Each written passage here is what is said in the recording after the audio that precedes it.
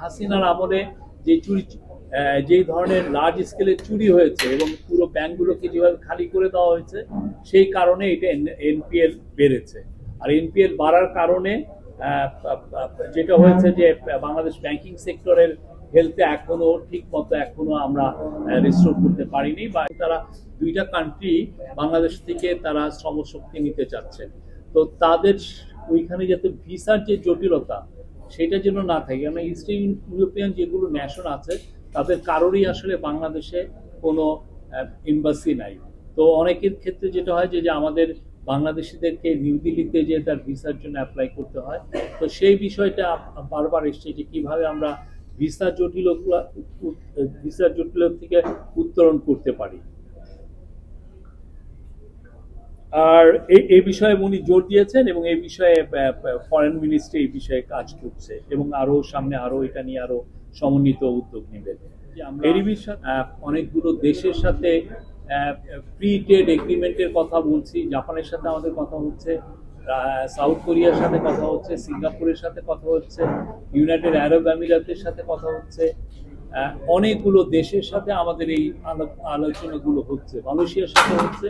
তো সেই আলোচনার আলোকে আমাদের এই যে ট্রেড নেগোসিয়েশনের জন্য আমাদের একটা নেগোসিয়েশনের জন্য একটা টিম করা হয়েছে, কিন্তু এইটার জন্য যেটা দরকার যে আরো মানে আমাদের ক্যাপাসিটি দরকার। এই ক্যাপাসিটির জন্য আমরা ওয়ার্ল্ড ব্যাংক এবং এডিবির সাথে আমরা কথা বলছি এবং তারা আমাদেরকে, আমরা আশা করছি যে তারা এই বিষয়ে আমাদেরকে হেল্প করবে। আর একটা হচ্ছে আইসিটি। আপনি জানেন আইসিটিতে প্রচুর জব তৈরি হচ্ছে, যদিও অনেক সময় এই জবগুলো দৃশ্যমান না। এই জবগুলোর জন্য যেটা ছিল আগে যে আইসিটিতে 6% ইনসেন্টিভ দেওয়া হতো, এখন আজকের মিটিংয়ে বলা হয়েছে যে 6% ইনসেন্টিভ কিছু কিছু যেগুলো আছে যে পুরনো বা লেগাসি সেক্টর, সেগুলো ইনসেন্টিভ কমিয়ে এখন যেহেতু পুরো ওয়ার্ল্ড এআই এর জোয়ার চলছে এবং এআই নিয়ে কাজগুলো বেশি হচ্ছে, তো এআই এর যে ফ্রন্টিয়ার টেকনোলজি নিয়ে যারা কাজ করছেন তাদের ইনসেন্টিভটা 6%-এর চেয়েও একটু বাড়িয়ে দেওয়া হবে। আর এই বিষয়ে একটা খুব শীঘ্রই চিফ অ্যাডভাইজার রোড ম্যাপ দেওয়ার কথা বলেছেন খুব দ্রুত, যাতে এই সেক্টরে অনেক জব তৈরি হয় এবং এই সেক্টরে আমাদের সক্ষমতা তৈরি। ম্যানমেড ফাইবারের উপরে জোর দিয়েছেন। উনি বলেছেন যে ম্যানমেড ফাইবারের যে আমরা যদি ফ্যাক্টরি করতে চাই, ম্যানুফ্যাকচারিং ইউনিট করতে যাই, সেক্ষেত্রে আমাদের কন্টিনিউয়াস গ্যাস সাপ্লাইটা লাগবেই।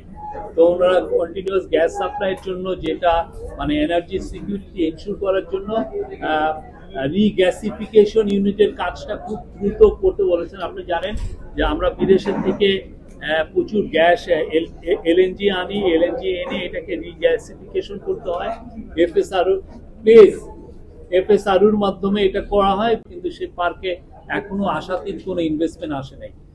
আব্দুল মুক্তাদির বলেছেন যে এই ইনভেস্টমেন্টটা আসবে যদি আমরা স্টেডি এবং খুব স্মুথ সাপ্লাই অফ গ্যাস, আমরা গ্যাসের সাপ্লাইটা আমরা যেন ইনশিওর করতে পারি। আর উনি হাই স্ট্যান্ডার্ড সায়েন্টিফিক এডুকেশনের কথা বলেছেন। উনি বলছেন যে বাংলাদেশের ইউনিভার্সিটিগুলো অনেক বেশি বিবিএ তৈরি করছে, যেটার আসলে মার্কেটে একটা ওভার সাপ্লাই হয়ে গেছে, কিন্তু আমাদের সত্যিকারের দরকার খুব সায়েন্স এডুকেটেড আমাদের গ্র্যাজুয়েটস দরকার। বাংলাদেশ ব্যাংকের গভর্নর বলেছেন যে এনপিএল নন পারফর্মিং লোন নিয়ে আপনারা জানেন যে বেশ কথা হচ্ছে যে অনেক এখন নন পারফর্মিং লোনের মাত্রা হচ্ছে এখন 1% মতো, এবং এটা আমাদের অনেক এই পুরো কারণটা হচ্ছে যে শেখ হাসিনার আমলে যে যেই ধরনের লার্জ স্কেলে চুরি হয়েছে এবং পুরো ব্যাংকগুলোকে যেভাবে খালি করে দেওয়া হয়েছে সেই কারণে এটা এনপিএল বেড়েছে। আর এনপিএল বাড়ার কারণে যেটা হয়েছে যে বাংলাদেশ ব্যাংকিং সেক্টরের হেলথে এখনো ঠিক মতো এখনো আমরা রিস্টোর করতে পারিনি, বা এটা নিয়ে কাজ হচ্ছে। রিজার্ভের পরিমাণ এখন 5 মাসের আমাদের ইম্পোর্টের সমান রিজার্ভ আছে। ইনফ্লেশন 12.5 থেকে 8.3 নেমে এসেছে।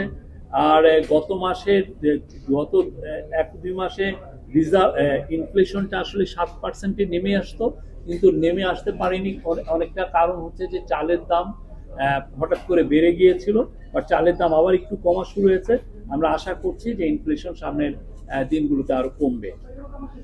আর উনি বলেছেন যে এনপিএল বাড়ছে লেগাসি ইস্যুর কারণে। এগেন শেখ হাসিনার আমলে যেই বড় ধরনের চুরি হয়েছিল সেটার বিলিয়নস অফ ডলার যেভাবে ব্যাংকগুলো থেকে লুটপাট হয়েছে সেই কারণে। উনি বলেছেন যে টার্গেট হচ্ছে যে এনপিএল এখন 24 আছে, এটাকে নিয়ে আসা 4 থেকে 5%। আর উনি বলেছেন যে ইসলামী ব্যাংকগুলোকে 5টি একত্রিত হচ্ছে, আর 9টি NBFI, non banking financial institution, যেগুলোকে অনেকে লিজিং কোম্পানি বলেন, তাদেরকে অবসায়ন করা হবে। এটা গ্র্যাজুয়েশনে আজকে সিদ্ধান্তের বিষয় না। আপনারা জানেন নিউ ইয়র্কে এই বিষয়ে অলরেডি একটা আমরা সিদ্ধান্ত ওদেরকে জানিয়েছি। ওরা এখন ইন্ডিপেন্ডেন্টলি অ্যাসেস করছে আমাদের আমরা কতটুকু রেডি, ওরা অ্যাসেসমেন্ট করুক সে বিষয়ে।